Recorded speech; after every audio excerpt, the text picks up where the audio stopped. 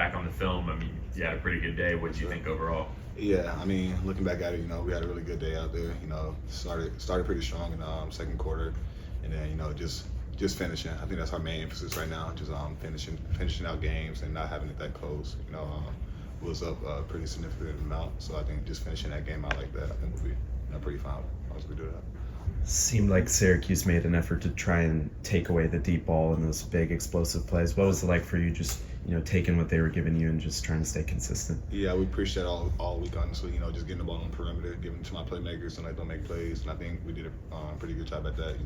Just me giving them the ball at the line of scrimmage, making plays turn into like 10 yards each and every time and all of that stuff. So I think just preaching it all week really prepared me for what Syracuse was going to do on defense. When you have a day like that, 16 straight completions at what point?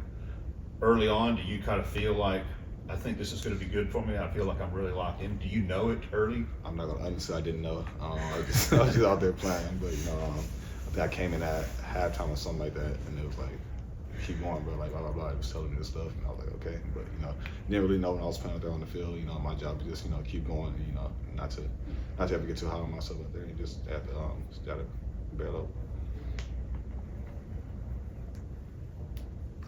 You notice the offensive line with these changes that, just for Saturday, for example, Draymond comes in, Savion switches, all these different things going on. Do you notice much? Yeah, I think they're all doing a pretty good job. It starts at practice, and I think those guys are, Coach Jess is doing a really good job at coaching them out there on that. So I think just the younger guys getting more reps and being able to go out there and see the live bullets and to see the fast speed and all of that stuff, I think it will be fine after they just go through that stuff. What goes into being a more accurate quarterback? Like obviously the guys, throwing and catching the ball, Right. It sounds dumb, but like as far as you, mechanics, processing, all that stuff, what are some things that help you deliver the ball accurately? Yeah, I think me just setting my feet, honestly, having my feet set. I know you see a lot of times I'm off balance throwing the ball and stuff like that, but me and Coach Lash in the air, we talk a lot, just saying, if you got your feet set in the ground, you're one of the most accurate quarterbacks in the nation. So just having that in my head, not making a big play off balance and stuff like that. So just having my feet set in the pocket and not getting too happy feet. I think that's what plays a big factor in it.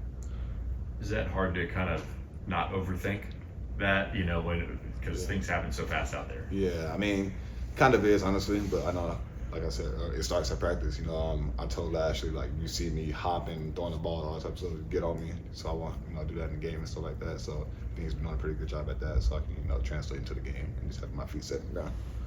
Ask Coach Lastly a similar question, but it seems like this is the healthiest the skill position guys have been since the start of the season. What's that been like for you, having all these different guys to throw to? Yeah, it's been amazing, honestly. Just having that many guys out there being able to make plays for me. We got J Hud back. He came back. We got both the tight ends that are back up. So it's just it's really good just having all those guys out there. Just being able to distribute the ball to them. Have them make plays for me. So.